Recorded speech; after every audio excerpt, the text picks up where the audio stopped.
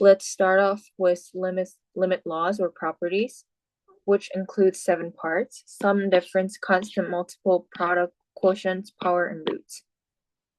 So as you can see, the sum difference can be separated into 2 parts, like a distributive property. So it's the same with different signs. Constant multiple, you can bring the constant in front of the limit, and for product, we can also separate into 2 parts. Quotient, we can also add limit for each part for both fx and gx functions. And for power property, we can treat this as 1 and add parentheses in front of this. It works the same for the root property.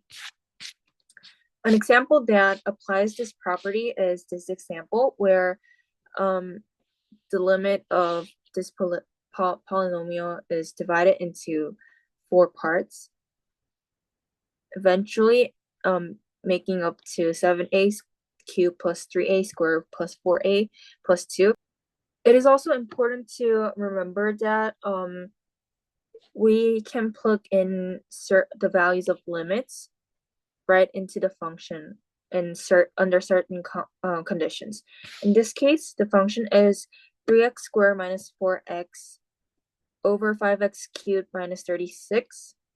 And we can plug in 2 to the x value and conclude that the value of the limit as x approaches 2 is 1.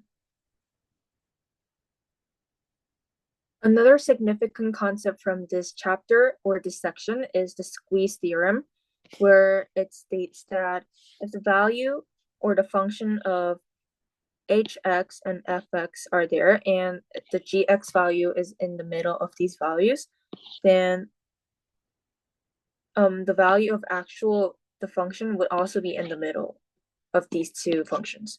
So an example that shows this is when limit x squared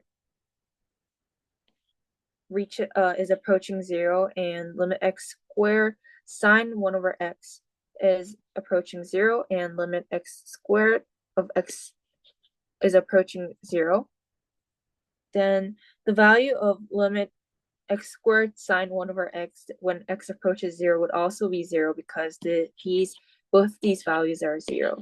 So because we know that this function is in between these functions, the value of this function would also be the same.